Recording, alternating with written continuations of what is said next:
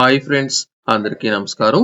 తెలంగాణ ప్రజలు ఎంతగానో ఎదురుచూస్తున్న ఇందిరమ్మ ఇళ్ల పథకానికి సంబంధించి సూపర్ అప్డేట్ అయితే రావడం జరిగింది.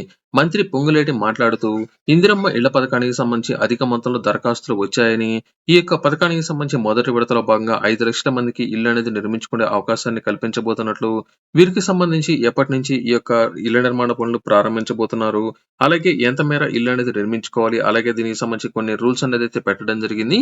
అలాగే దీనికి సంబంధించిన డిజైన్‌లు అనేది ఏ విధంగా ఉండాలి అనే దానికి సంబంధించిన అప్‌డేట్‌తో పాటు ఎన్ని విడతల అమౌంట్ అనేది ఇవ్వబోతున్నారు, మొదటి విడతలో ఈ యొక్క పూజ అనేది చేసే సమయంలో ఎంత డబ్బులనేది లబ్ధిదారులకు అందజేయబోతున్నారు, ఎన్ని విడతలుగా అందజేస్తున్నారు అనే దానికి సంబంధించిన పూర్తి అప్‌డేట్ ఇప్పుడు నేను మీకైతే తెలియజేస్తాను. ఈ పథకానికి సంబంధించి ఇప్పటికే వచ్చిన తాజా అప్‌డేట్ గనుక చూసుకున్నట్లయితే అధిక మొత్తంలో అప్లికేషన్ అనేది వస్తున్నాయి కాబట్టి ముందుగా ఎవరికి ఇల్లు అనేది నిర్మించుకునే అవకాశాన్ని కల్పించబోతున్నారో కూడా తాజా అప్‌డేట్ అయితే ఇవ్వడం జరిగింది. వీటన్నిటికి సంబంధించి ఇప్పుడు నేను మీకు పూర్తి అప్డేట్ అయితే తెలియజేస్తాను. ఇలాంటి తాజా అప్డేట్స్ కోసం మీరు వెంటనే మన టాక్ షో ఛానెల్‌ను సబ్స్క్రైబ్ చేయండి. అలాగే ఈ యొక్క వీడియోను లైక్ చేయడం మాత్రం మర్చిపోవద్దు.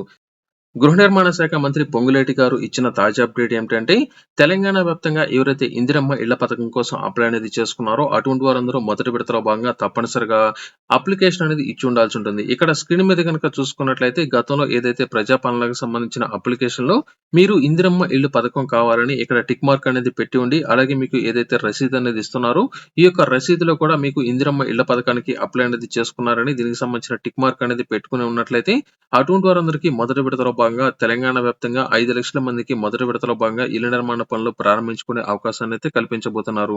ఈ 5 లక్షల మంది మొదటి విడతలో భాగంగా ఎవరికి అందజేస్తున్నారంటే, ప్రస్తుతం తెలంగాణలో ఎవరికైతే సొంత స్థలం అనేది కలిగిన వారు ఉన్నారో అటువంటి వారందరికీ మొదటి విడతల భాగంగా ఇందిరమ్మ ఇల్లు మంజూరు చేస్తామని రెవెన్యూ అలాగే గృహ నిర్మాణ శాఖ మంత్రి పొంగులేటి శ్రీనివాసరెడ్డి గారు అయితే తెలియజేయడం జరిగింది.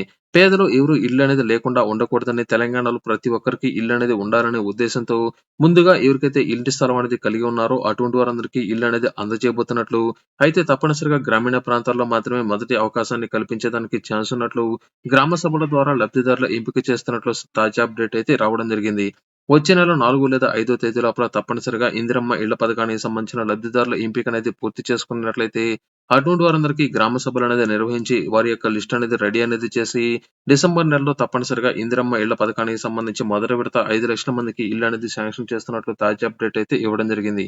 అయితే దీనికి సంబంధించి పొంగులేటి గారు ఇచ్చిన తాజా అప్డేట్ ఏమిటంటే, గ్రామ సభల్లో తప్పనిసరిగా లబ్ధిదారుల ఎంపిక అనేది చేసిన తర్వాత వారికి సంబంధించి ఆ యొక్క ప్రాంతాల్లో లబ్ధిదారుల ఎంపికలో ఉన్న వివరాల ఆధారంగా వారికి ఇల్లు అనేది అయితే శాంక్షన్ అనేది చేయడం జరుగుతుంది.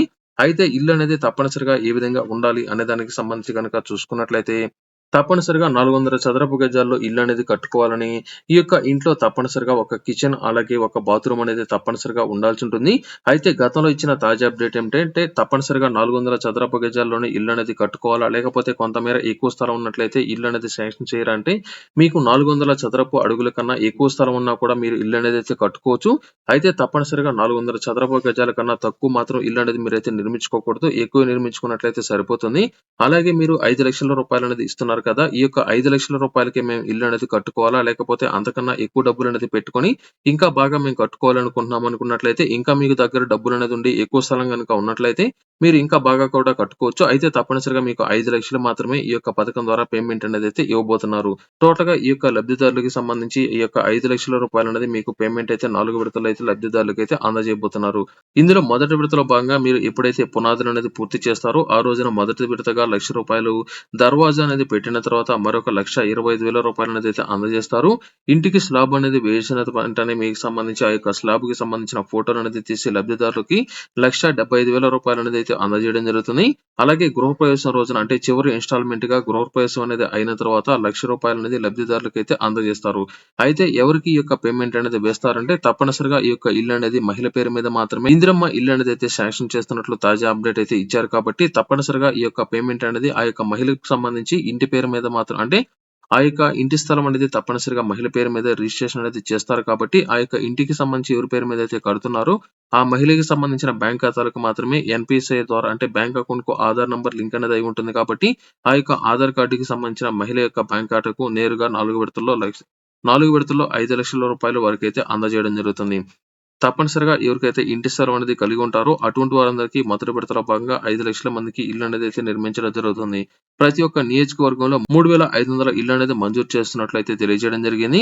రానున్న 4 సంవత్సరాల్లో టోటల్‌గా 20,00,000 మందికి ఇల్లు అనేది కట్టించబోతున్నట్లు మొదటి విడతలో భాగంగా ప్రతి నియోజకవర్గంలో 3,500 ఇల్లు చొప్పున సంవత్సరానికి 4 లేదా 5,00,000 మందికి ఇల్లు అనేది అయితే నిర్మించబోతున్నారు.